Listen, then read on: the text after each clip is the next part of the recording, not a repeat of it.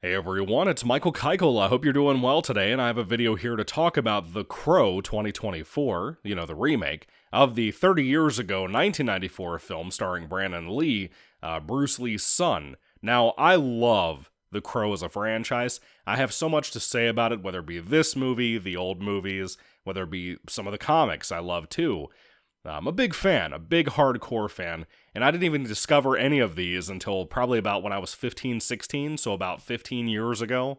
Anyway, I guess I'll start with the book. James O'Barr wrote it out of a grief and a loss that he dealt with in like the 80s, I think is what it was. And I would argue it's in my top 5 favorite books of all time, comic or otherwise. It's the best graphic novel I think I've ever read.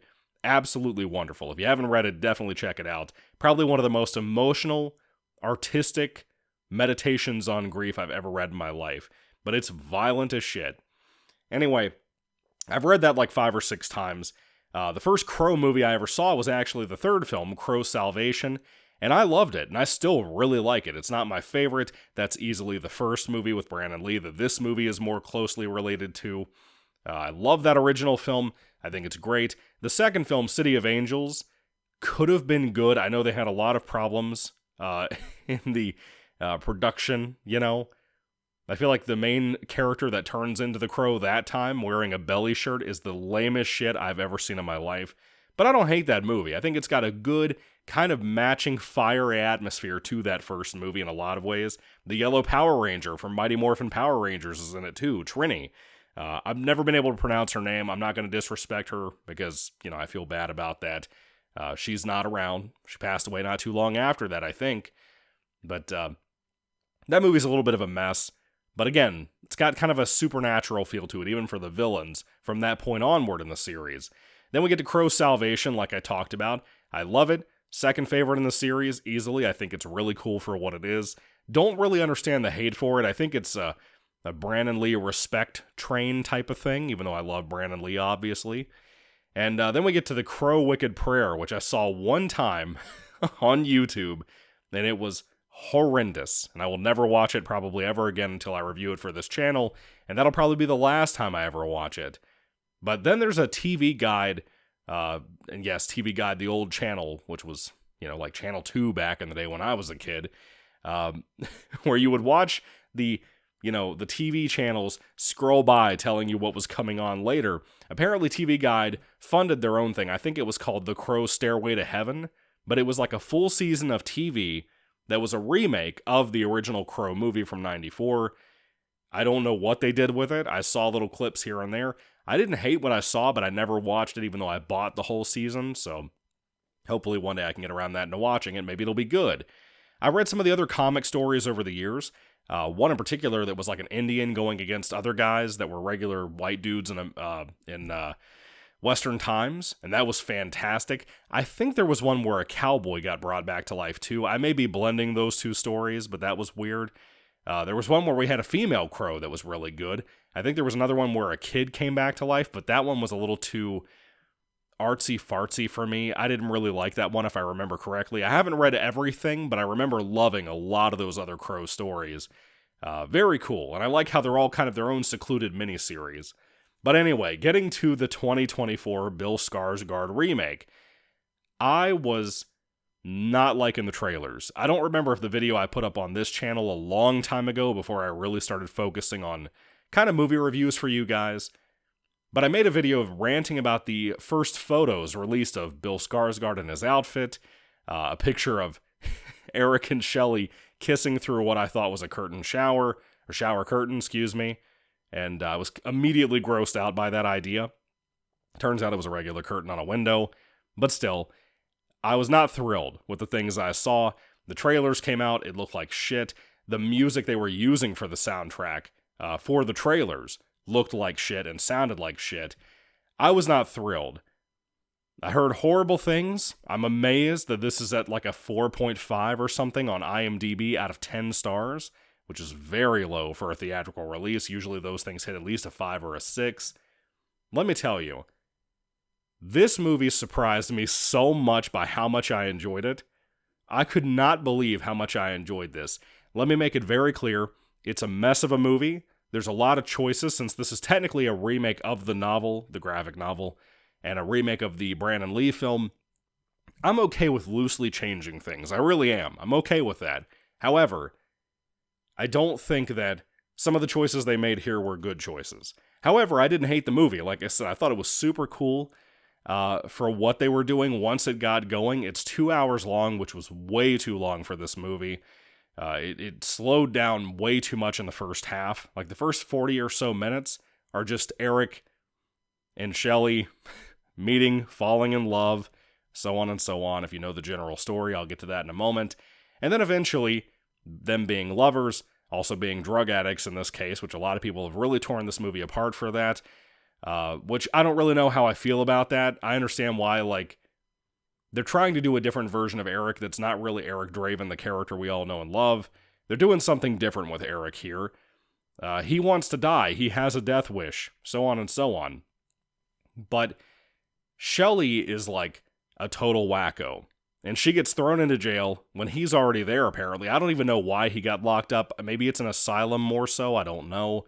They have men and women in the same jail or asylum or whatever this place is. Pretty sure it's a jail holding, though. Prison, something like that. But she gets locked up deliberately because there are people after her. One of them being a guy that you've seen in everything on TV and lower budget action movies and stuff. Like, there's a Gerard Butler action series. I forgot what it's called. Is it, I don't know. It was like the first one was about saving the president. The second one was also kind of that too, but he was on the run. This guy was one of the villains in one of those movies. He's in a lot of TV shows. I think he was on Arrow at one point, if I remember correctly. But anyway, this guy is like the only villain in the movie that has a little bit of a supernatural ability where he can like speak really fast into your ear and make you like commit to the dark things you think about and like kill yourself or kill other people. And that's like his ability. He can talk people into suicide or murder. And that involves Shelley in some way, some form. There was a video taken that was sent to Shelley. They kill her friend that sent it to her, and then they come after Shelley. And Eric and her meet in prison. Like I said, they get out, go on the run. And not only are they fugitives running away from the police, but also they're drug addicts. Many people have talked about this and joked about it. It is true. I don't like that. I feel like it's disrespectful to the character in general from James O'Barr's amazing book. But I gotta say this. I hate the tattoos all over Bill Skarsgård. I like his performance a lot. He's going for like a Donnie Darko, Jake Gyllenhaal thing. And I think he's really good in that. I really do. I wish we had more movies like this. I know he did one movie recently called like Boy Kills World, and a Boy Meets World joke, you know? And I think he would be good for that kind of movie despite having not seen it yet. I feel like that's going to be good for this kind of character he's going for. Physically, physique-wise, Bill Skarsgård looks just like the shirtless scenes of Eric from the comic. Like the way his body is built, the way his ribs are and shit. He looks just like that one picture of Eric like stretching out in the comic. I love it. I think it's really, really cool, man. I was very impressed. I don't like all the weird tattoos and like the shaved eyebrow and the shaved side of the heads, the weird frumpy mohawk that dudes do nowadays when they're into fentanyl and shit. Don't really like that. But I really, really love the performance that Bill Skarsgård is trying to give here for a script that, number one, is not very good. Number two is not good for Eric or for Shelley. I think it would have been way better if he had been addicted to drugs or she had been addicted to drugs and one of them had drawn the other one out of that addiction without both of them being addicted to it. I think that really would have helped this movie. But I feel like having both of them into drugs and having them both be kind of weird and shit, I don't really like that. I don't feel like it worked as well here as it could have. Another complaint I have is that Shelley, the chick playing her, she's not good. She goes by the name of like FKA Twigs or something. Whatever the fuck that means. She's probably a rapper or something. When you're a female rapper, is it a raptress? I don't know. But she's not good. She has this look in her face that I don't know how to explain it. But like she looks stupid. Not to insult the actress. I think it's more of a director thing than her. But like there are moments that I don't think she's supposed to be high in the movie, that she's like looking at Eric like a weird redneck look. Like, do you hear banjos out in the woods type of look, you know? Don't really like it. Not very good. Not a fan of that particular moment of the movie. Shelley is awful in the film. But obviously, her and Eric, just like the original film, they get murdered. He witnesses her die first, but he's also being suffocated. He dies. And he gets a chance by some weird guy in the afterlife limbo or whatever. Apparently, Shelley is being sent to hell. And I don't really understand why she would go and he wouldn't. This film's logic on that doesn't make sense. It really fucks up the myth of the Crow lore from the comics. Usually it's about a person being granted revenge to come back and destroy the people who wronged that person or somebody he loved or whatever.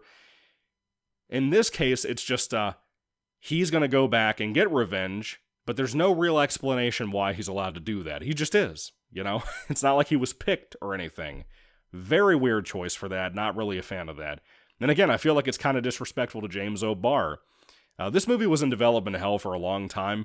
Jason Momoa was tied to playing the Crow for like 12 years, I think is what it was. He finally had to move on before they got Bill Skarsgård in here. Got the director they have for this, which is the director of Ghost in the Shell's remake, the American remake with Scarlett Johansson. They had a writer on here who wrote Creed 3, which I really like. He wrote Gran Turismo, which I fucking loved. It was amazing. I love the Gran Turismo movie. And I don't even like the games. So they have a lot of talent in here for the most part. It's still a giant mess, which is a shame because I feel like there's enough people here that could have been probably a really awesome flick if the right generation had gotten into it, you know? But it's the writing. It's the villain being able to talk you into suicide and shit really fast. It's the choices for things like that. It's the choice to have CGI blood in it. But regardless, this is a pretty gory film. At one point, Eric actually wears his trench coat quite a bit. At another point, he gets the samurai sword like he had in the book for a little bit, and kind of the original movie for a small cameo of it.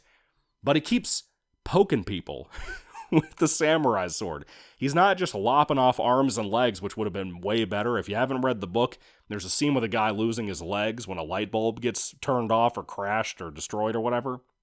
And it's chilling. Every time I've read that book, I've gotten chills down my spine, and I was hoping to see that scene in this movie because it's not in the other movies, even the original Brandon Lee film.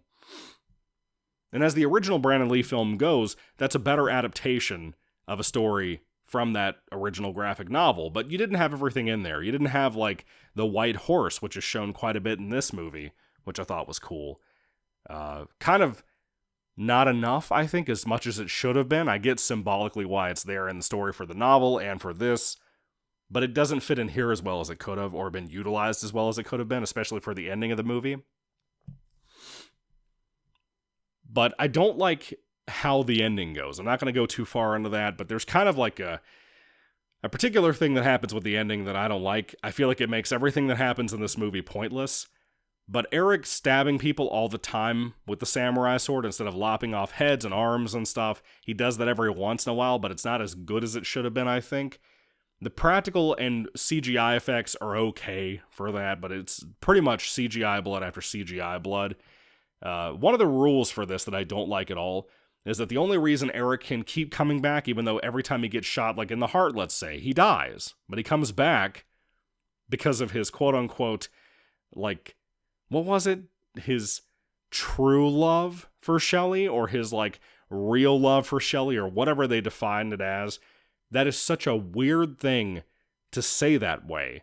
Because, like, does that mean, like, John Wick could become a crow if he died? Because his dog fucking died and he loved the dog because he loved his wife and it was a present? What does that mean? It just seems so inconsistent with what would have been just the basic crow lore, a basic revenge story.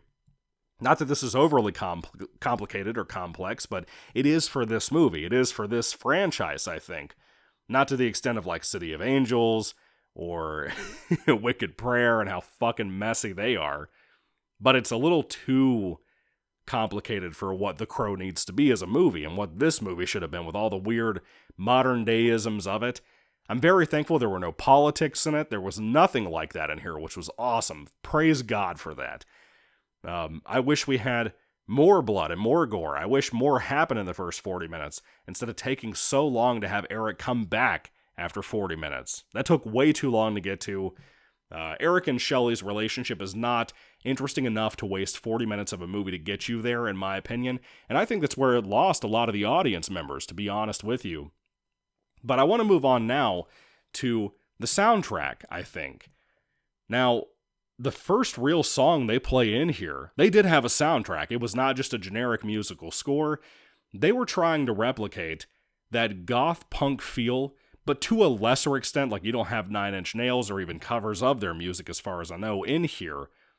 But that's what made the original film so good. To me, that's what makes Salvation kind of cool, even though it's not the best soundtrack ever. It's serviceable for what that movie was, and for what The Crow needs to be. City of Angels, same thing. I don't remember Wicked Prayer enough to say that. But still, they had a solid soundtrack in here, and like the first song they played was a different Joy Division song, which really impressed me. You know? I don't remember what song they picked for Joy Division. That's my personal favorite band, for anybody who doesn't know. And as soon as they played that in like the first 10 minutes of the movie, that started to win me over. Despite not wanting to be into this, not wanting to be excited for it, that won me over for this movie, because man, when I hear Joy Division, or like when I watched 13 Reasons Why, the Netflix TV show, and saw like the Joy Division shirts or the poster in the background or whatever it was on that show, you have no idea how excited I get, because no one knows Joy Division. They only know the one song, Love Will Tear Us Apart, from Donnie Darko, and that's like it. You know? I was excited about that, but many of the other songs in this movie are that kind of music, right? The version they picked of Joy Division's song, though, I don't know if they just sped it up or what. It sounded a little too upbeat for whatever that song was that they picked for this movie, but it wasn't perfect. I still think you should have had a scene of Eric walking down an alleyway like they did a couple of times, which, by the way, those scenes looked awesome. They really did. I thought they were very cinematic, very cool looking for what the film was doing. But if we had played like some of the other Joy Division songs, I can't remember. I think my favorite song of theirs is probably New Dawn Fades. That should have been in this movie. There is no fucking reason you did not have New Dawn Fades, the Joy Division song, in this soundtrack. When Eric came back for the first time, maybe in a ghostly way. Maybe we didn't even know he came back, even though that's the obvious premise of the movie. Maybe we were following a bad guy committing a crime like we do in the original Brandon Lee movie. And maybe we could have Eric coming down an alleyway in slow motion with New Dawn Fades playing. And you could have, like, in the beginning of the song, the echoing of his footsteps coming through the alley in sync with the song. You could have done that. And they didn't do that. And it's fucking sad that didn't happen. That's what I would have done. But anyway, a lot of the other songs and singers in here, I don't know these bands, but they have this 90s goth punk underground feel to them. And if you love that kind of music like I do, this movie's going to be more for you. Despite it being a mess, despite it being kind of dumb sometimes, and the logic not always being there, this was good. I liked it. I thought it was solid for what it was, but I have a very distinct taste with movies. There's a lot of things people hate, or a lot of things people consider mediocre, like Godzilla x Kong the New Empire, which I just reviewed before this, that I really, really love. Like, that's like one of my favorite movies I saw this year. Godzilla x Kong, that is. So for my taste, I really enjoyed this, but you have to understand, again, I'm a massive Crow fan. I don't think you guys understand how big of a Crow fan I am, and I didn't even grow up with this, really. I didn't find it till I was a teenager. I think I said that in this attempt to record. But Bill Skarsgård tried his best to make the best he could out of this rough script. I understand why people hate it, to an extent, but I think a little bit of that hate is a little bit much, because it feels like it's anti-remake sentiment, which I'm okay with remakes, but most are completely unnecessary. Like the Rob Zombie remake, for example, of Halloween. But this, I don't hate at all. I remember when Bradley Cooper was tied to be in the remake back in like the A-Team days, like 2007, 2009, before anybody even liked Bradley Cooper. I think that was around the time The Hangover was coming out. It was before American Sniper and before Guardians, so I didn't like Bradley Cooper yet. But I remember hearing about that years ago, before I even really got into The Crow heavily. It's kind of amazing, all the people that were tied to being in a remake of this. But at the end of the day, I don't hate The Crow. I wish he had more of the face paint and stuff in here. I wish there were less tattoos and fentanyl abuse and shit in this. I wish they had a different chick playing Shelley. I think Tessa Thompson could have really done something great here if she got to play Shelley. But, yeah, it is what it is. It's not perfect. It's not amazing. But I like it for my taste and my sentiment.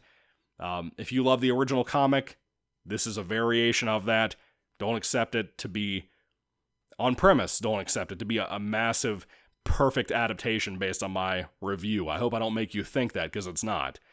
This is kind of like the original Brandon Lee film of doing its own thing, but even more so than the Brandon Lee 94 movie did. So you may love that, you may hate it, but if you've heard things that sounded really bad, give it a shot. That's what I'd recommend. Try to rent it, borrow it from a friend, borrow it from the library. Check out The Crow. Let me know what you think about it. I love most of it, I would say. Even though I don't understand the choices for the ending, and I don't understand the villain, why they picked him to do what he does, or the ability they gave him. But anyway, have you seen it? What do you think about it? Let me know your thoughts and comments down below about The Crow from 2024. I'd love to hear everything you have to say about it down below. Thank you all for watching, guys. God bless you all. What's your favorite Crow movie and Crow comic? I think the comic's the obvious answer when it comes to the favorites of that with the original book. But what's your favorite Crow movie? I think most people's pick will be number 1, but if you're like me and have a controversial opinion and think 3 is up there, or 2, let me know. I'd love to hear all that down below too. What would you have done with a Crow remake? What do you think should have been what they did? Let me know everything you think down below, especially if you're a hardcore Crow fan like me. Anyway, thank you guys again. God bless you all. Catch you later, and goodbye.